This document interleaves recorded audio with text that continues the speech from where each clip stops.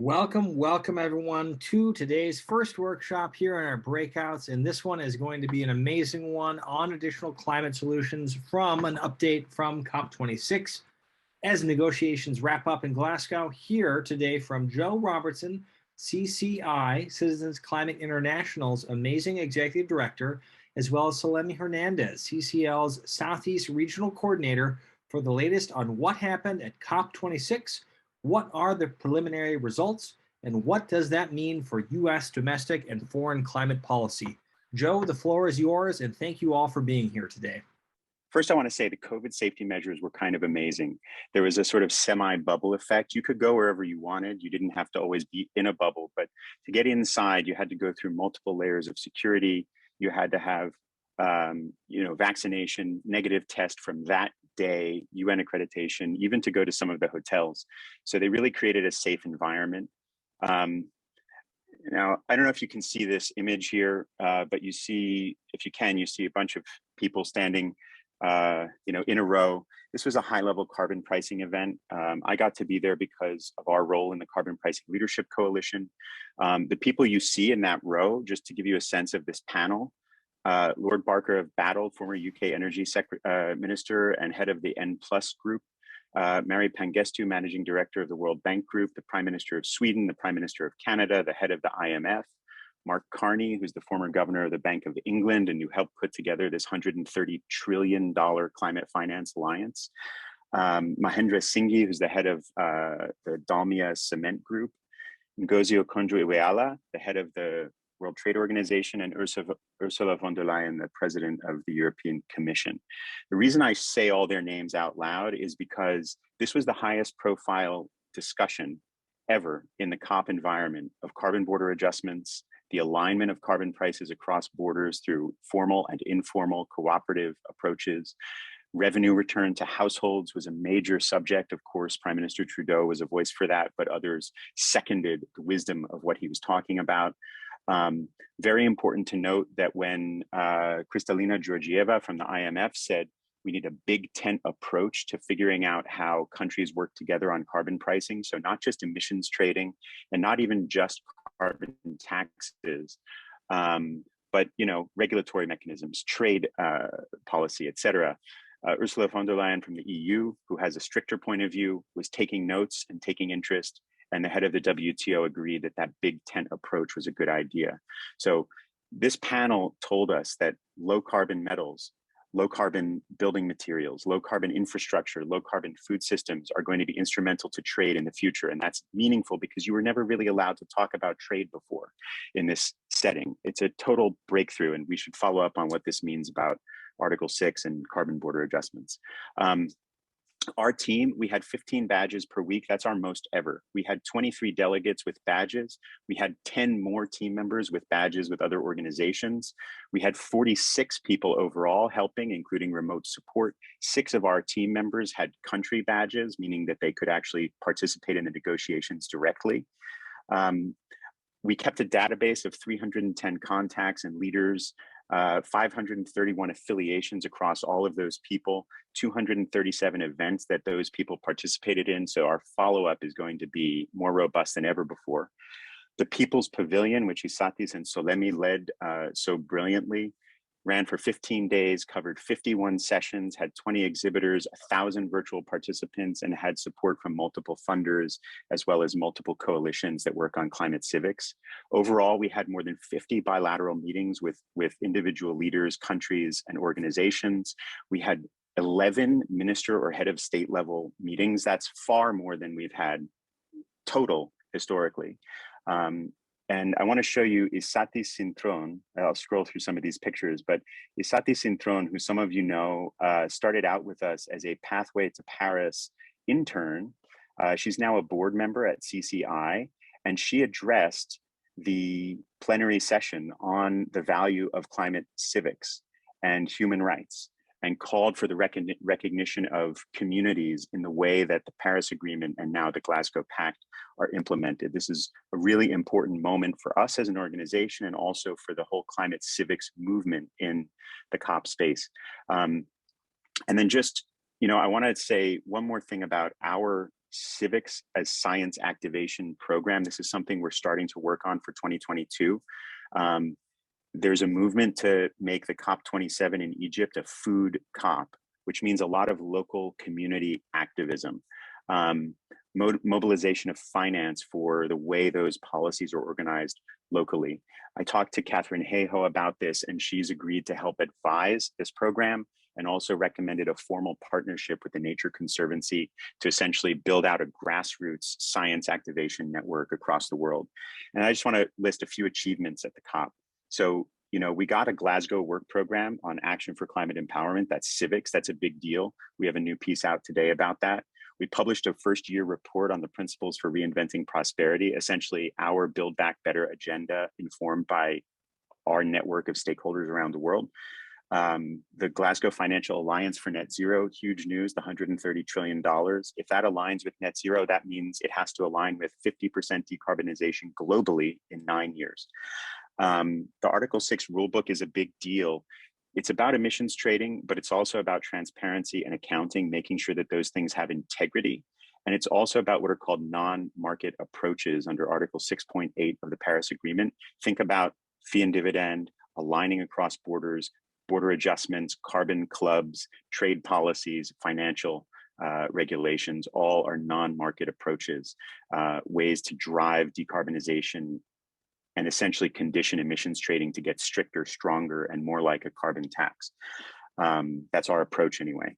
The methane commitment is a big deal. And for those of you who are aware that there's some controversy about the phase out or the phase down of coal and fossil fuel subsidies, that is historic. It's the first time ever that 196 countries have formally agreed to phase down coal and to phase down fossil fuel subsidies. The timelines are not set. The mandate is not exactly clear, but the direction is now clear and it's been agreed, and that's a huge deal. It's important to note that the COP as such is one agenda. There are actually 5 parallel agendas that take place during the conference that we call the COP. So the conference of the parties, those 197 entities meeting together to make a global decision. The COP itself makes decisions about the implementation of the convention. Then there's the subsidiary body for implementation. It's the same 197 parties, but working on specific areas of implementation. There's a subsidiary body for scientific and technological advice, similar idea. There is a conference of the parties for the Kyoto Protocol, and there's a conference of the parties for the Paris Agreement. Those 5 agendas each have between 12 and 20 items and many sub-items. And in a normal year, you would have 5 of those agendas. But this year, the subsidiary bodies have to catch up on a couple of years. So actually it's 11 parallel agendas. So just imagine the scope of work that has to be conducted in 2 weeks.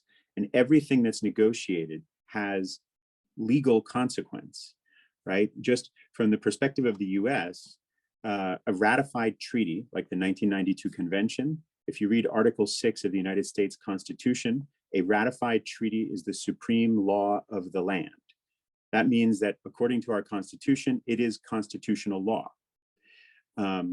We are bound by the mandate of that treaty, and that the mandate is to prevent dangerous human-caused climate change. I say all this by way of introduction because what that means is the Paris Agreement doesn't necessarily need to be ratified to have full binding legal force on the United States. And the reason for that is that it actually makes it easier for the United States to meet its commitment under the convention. And that's why there's never been a court that in any way recognized any challenges to US action under the Paris Agreement. So that's just to say what the COP is. We're 5 years out from Paris, and this COP has to raise ambition. What that means is all of the nations that are part of this process are supposed to be increasing their overall commitment. The amount of finance is supposed to increase. The specific details of how we get things done are supposed to be made more clear and more specific and detailed. And while Solemi shows you some of the images from our time in Glasgow, some of the things our team have been involved in, and maybe we go back and forth a little bit, you see what some of those rooms are like. Feel free to put aside questions for later based on what you're seeing if you like. Let me just give you some numbers of what we did in in Glasgow. So, you know, we had 15 badges per week. That's our most ever. And that's a credit to all of you, all of the Citizens Climate Lobby volunteers who make this organization an important voice for stakeholders. We had 23 delegates in total because some used 2 weeks of badges. That's our biggest ever also. And it's also more than about 30% of national delegations bring. So we really are doing, you know, great work as a team, as a global team, to try to represent the outside of government voice in this process. Our overall support team, including people working remotely, was 46. We had another 8 people that were on other badges, some of whom had pink badges or governmental badges. We had a database that tracked 310 contacts and leaders, 531 affiliations connected to those individuals, 237 events where those people and affiliations were connected. We had the People's Pavilion, which Solemi will tell you about, a very important breakthrough for us. We had over 50 bilateral meetings with different organizations and individuals. We had 11 meetings with minister or head of state level counterparts. And you saw one image there of Isati Cintron, who's the CCI board secretary and also regional coordinator for Latin America, addressing the plenary hall, talking about the importance of climate civics as a way to implement climate action and raise ambition. And then I'll just tell you one more thing about what we're doing at COP26. So, you know, of course, we have an understanding of how fee and dividend is a strong way to put a price on carbon and transform the economy itself. That falls under pricing, but there's no place in this process where a fee and dividend can be adopted or agreed. That's a national policy. So we have a 5-point agenda. Our 5-point agenda is civics, pricing, finance, nature, and food. And each of those is complex in their way. I'll focus on nature for a second to tell you how complex. By nature, we mean everything from summit to sea, from mountain glaciers and the ice caps, all the way down across watersheds and ecosystems to the ocean. Everything that is nature in the biosphere. And part of that is trying to help identify new ways of talking about what is the value of ice? What is the value of a rare amphibious species, for instance? It's not necessarily a quantifiable value, but it's the kind of value that you know is directional and shapes the possibility for everything else. You lose certain things and your safety net is gone. So just before I hand over to Solemi, I want to tell you about what you see behind me. You see this, this Scottish tartan pattern. This is actually a new invention of Citizens Climate International. We created this tartan to represent our nature agenda. And what you see is the deep blues are the ocean, the lighter blues are watersheds and waterways. The dark greens are ecosystems. And of course, you know, the lightest color blue is the atmosphere and the white is the cryosphere, the ice. And the fact that it's all woven together and that human intention and understanding are implicit, that's what we're trying to bring to this process. We call it the Blue Planet Tartan. So, you know, I want to now ask Solemi to say a few words about our civics agenda, about action for climate empowerment in the People's Pavilion. So let me go ahead. Thank you, Joe. So thank you for joining us today and giving us your precious time to be part of the solution. My name is Solemi Hernandez, and I have the honor to be Citizens Climate Lobby Southeast Regional Coordinator. I support volunteers organizing in Florida, Alabama, Georgia, North and South Carolina. Last year, a group of committed citizens gathered to have dialogues to create a national strategic framework for the United States for Action for Climate Empowerment to deliver in COP26 in Glasgow. I was profoundly inspired by this work. Action for Climate Empowerment is a term adopted by the United Nations Framework Convention on Climate Change, or what we call UNFCCC, to denotate the work under Article 6 of the Convention of 1992 and Article 12 of the Paris Agreement.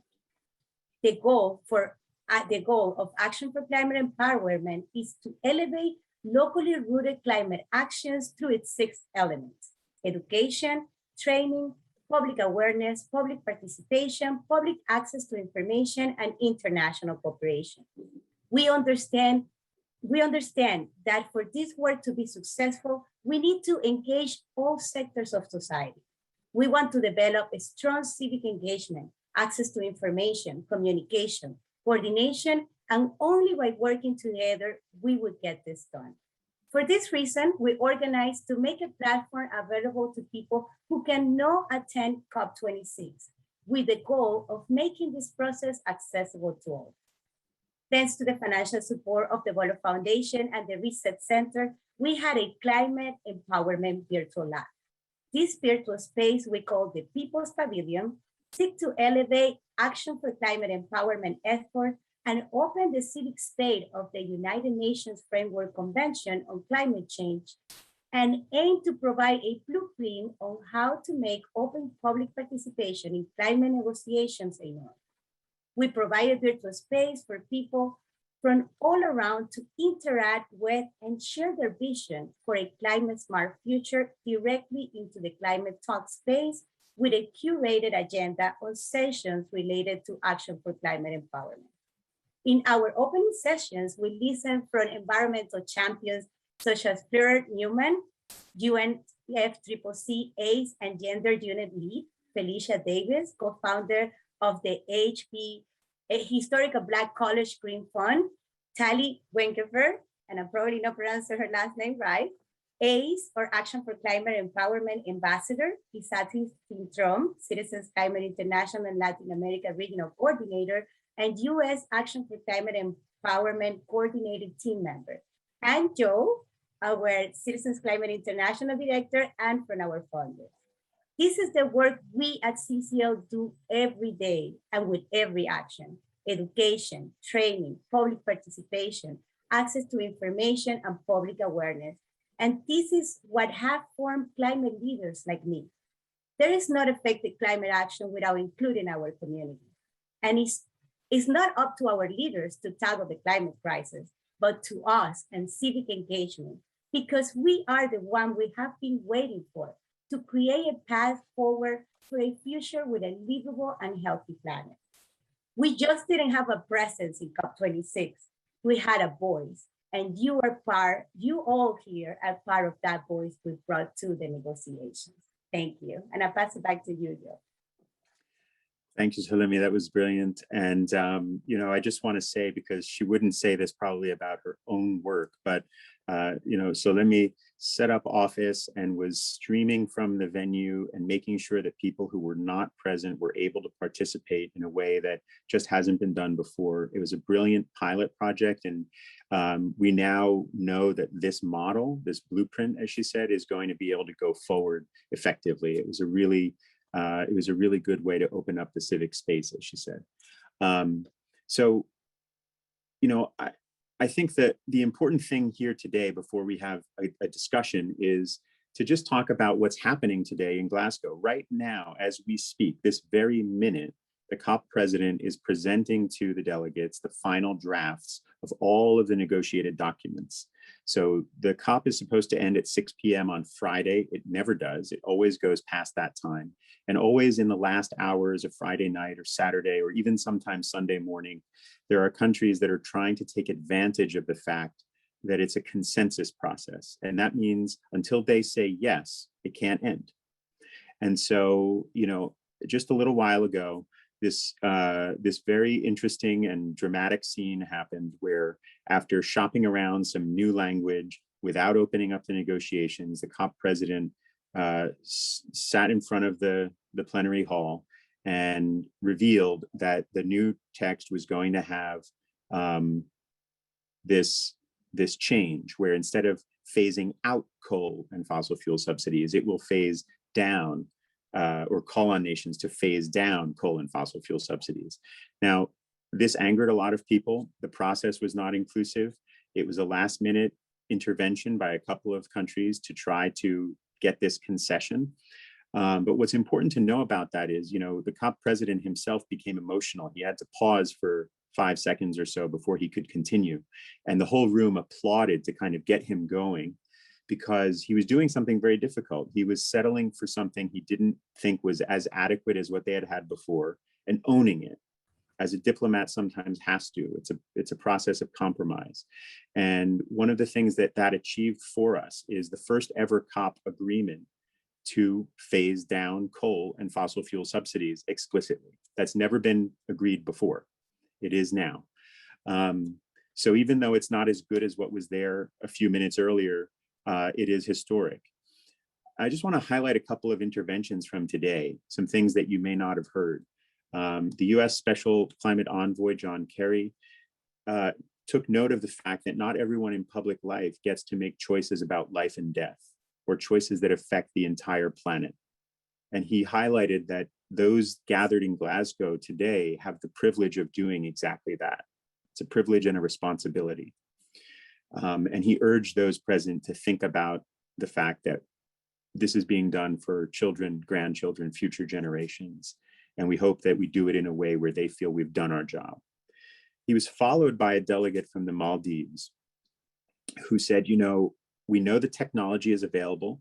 We know trillions of dollars are spent every year to facilitate fossil fuel development.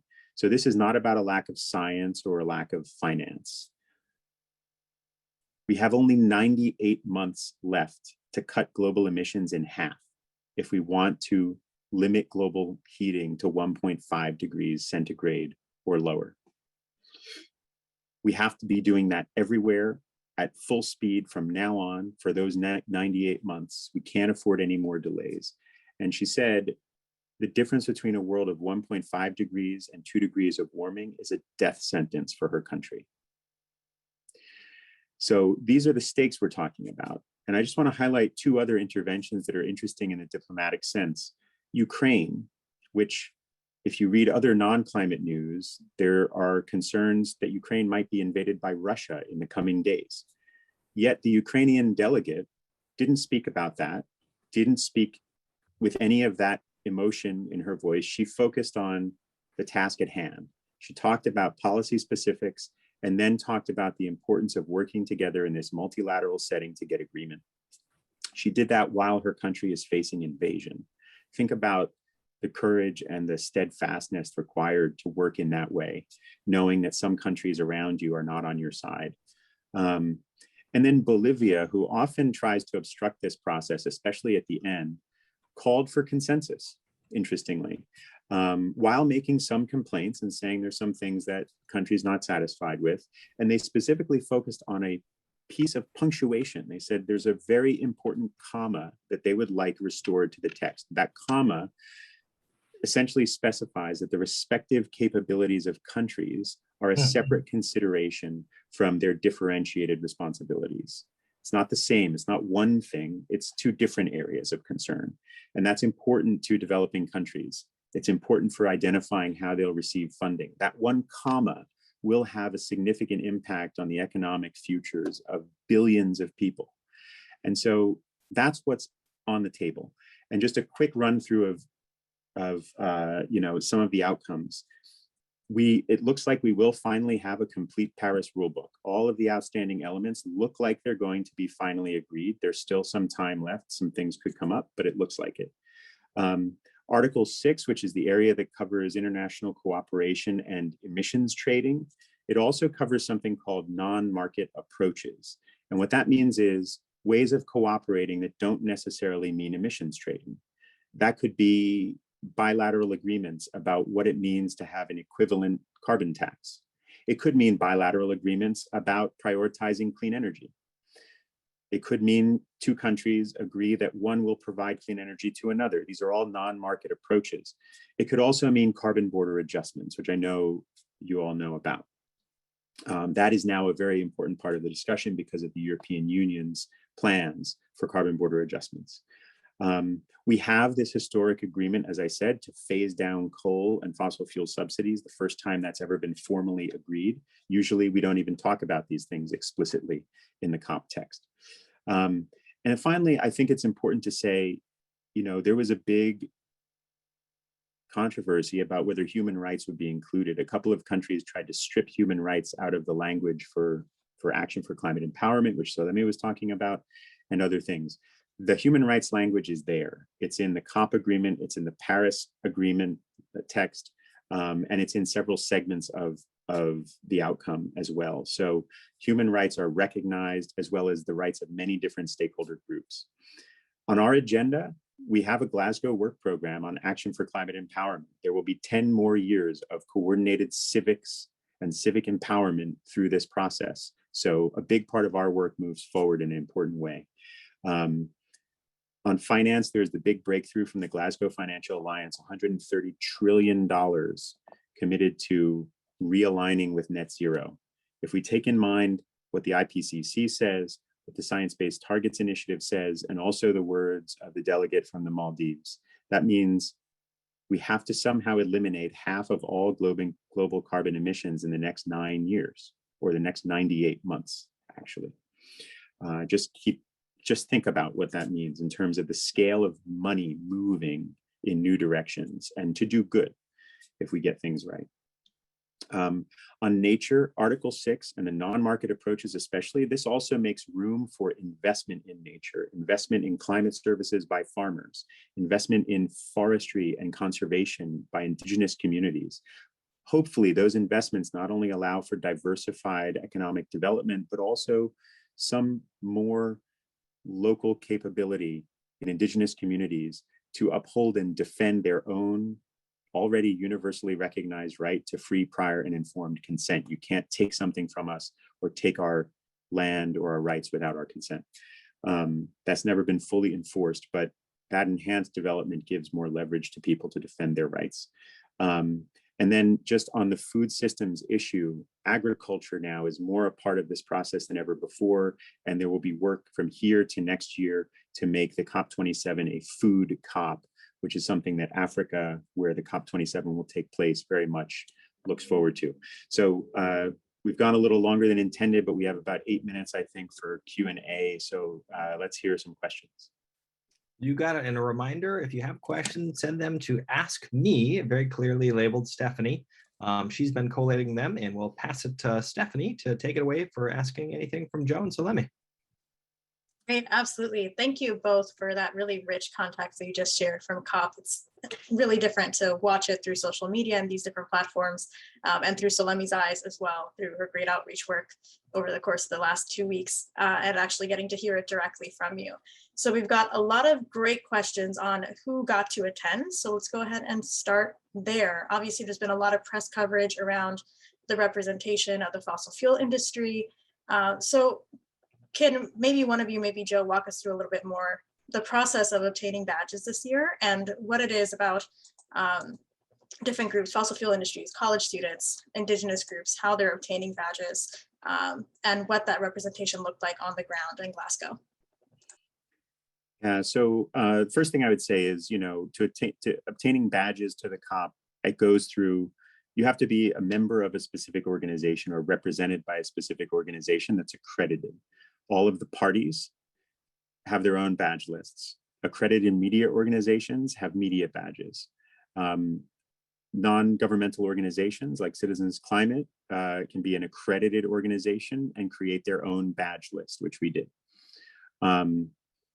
And then you have UN agencies as well that have their own separate blue badges. So those are the 4 main categories. And then there might be some special categories, like sometimes legislators who are not executive branch officials, but they might be given a badge by their country. They might be given a badge by the UN. They might be given a badge by civil society. Those are the main ways that people end up getting access to the COP.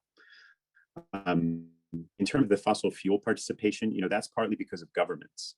There are many governments that have national oil companies who, or who have natural resource ministries where those people are in charge of oil.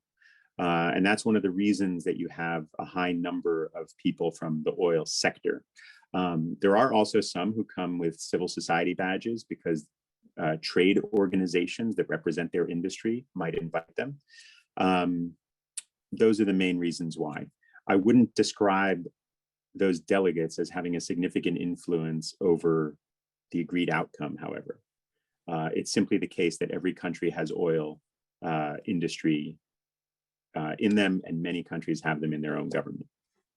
And I want to add, Joe, this at the beginning from the perspective of the inside. Because COVID, this process is being very exclusive to civic society. At the beginning of the COP, we have issues attending sessions, negotiations, and even the negotiations that were going to be streamed weren't able to be streamed.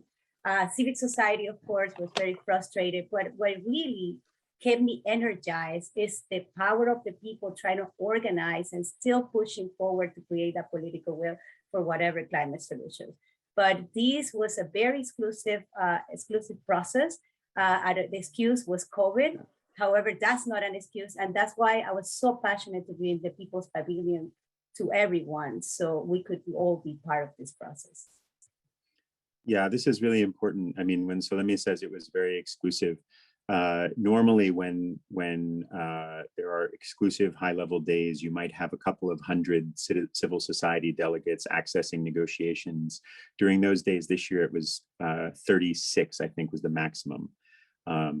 Not even one per room where there were things happening. So really inappropriate and extreme limitation on civil society that could have been done very differently. But I'd say that the People's Pavilion, what Solemi and Isatis have done in making that a reality is they've demonstrated something we already had proposed to the UN Climate Secretariat and the COP26 presidency, which was that civil society can actually manage that access if it's a burden on the UN staff, who may not be numerous enough to be in every space.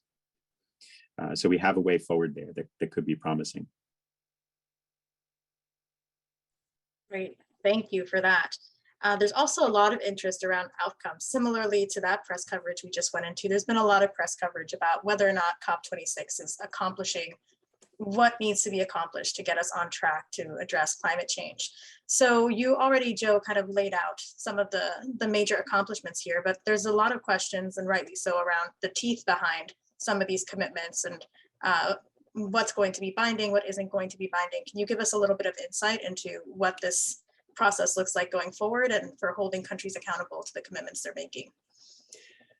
Yeah, so, one controversy, which just moments before I signed into this meeting was being discussed in the plenary session, was that some countries are unhappy with what they call unilateral coercive measures. That would be a border adjustment, for instance, right? Where you compel a country to act on climate or face consequences. The view of some countries is they'd rather have a universal coercive mechanism and not a unilateral one. But that's actually important, that there might be formal recognition this year in the COP process of that as one of the elements of enforcement. I don't think it can be taken away. It's something that's approved in international law already. And so it's, the Paris Agreement makes room for voluntary cooperation. And so that's a very important part of the teeth, so to speak, is that that's becoming a more prevalent part of the process. The other thing is finance. So with the US and other countries now looking at financial regulation requiring climate risk reporting and climate action, requiring mitigation of climate risk, that makes these big financial commitments more real. They can actually be legally enforced at the nation state level in a way that wasn't possible before. So we'll see where that goes. That's not an agreement from the COP itself, but it's support for how this COP can be enforceable. And then the other thing I would say is that the COP sets up work programs, and it sets up dialogues, and it sets up future discussions, basically. And the way it has done that this time does create a lot of room for expanded action. That's not an enforcement mechanism, but it does consolidate what's being agreed as more real than in other years. And I want to add a final thing, that's why the role of civic society is so important during this negotiation. We keep the transparency of this process. One thing that, we, especially my indigenous friend community said, is like we're using 2050 or 2030 and 2030 as an excuse to postpone the solutions and actions that can be taken now. So again, all is dependent of all of us to create that political will for those actions to be taken now and not be postponed for 2030 or 2050. Here's to that, Solemi and Joe. I know that we're at time. A quick shout out in the chat. We have put a link. We're actually going to do a CCU specifically on COP26 updates in a couple of weeks, December 9th, 8 p.m. Eastern. So if you didn't have your questions answered here today, please feel free to click on that bottom link in the chat and RSVP. We also have our forums, which we'd love to have people type in questions that we didn't get to today. But Joe and Solemi, is there any words in closing that you want to say before we go to our action team breakouts? We're doing all this together. And like I said, we have to do what we have in here is a movement of civic engagement. And we are the one that we're waiting for and know our leaders. So let's keep organizing, let's keep finding those solutions, training, engaging people, and let's create the future that we all deserve. Thank you. Thank you, Solemi. And yes, I want to second what she's saying there. What you do is actually the enforcement mechanism. All over the world, people want to do what you do so well. And the more we can help others do that, the more ambitious their country's policy is going to be. It's much harder to get away when everybody's watching you. Thank you for listening to this episode of Citizens Climate Lobby's training program. You can tune into more episodes anywhere podcasts are available. Inspired by what you heard today? Join Citizens Climate Lobby to advocate for bipartisan climate solutions. Go to community.citizensclimate.org to find more trainings, resources, your local chapter, national action teams, discussion forums, and more. Be sure to like our Facebook page and follow us on Twitter and Instagram @CitizensClimate. We also invite all of our listeners to subscribe to our YouTube channel for more inspiration. And together, we are creating the political will for a livable world.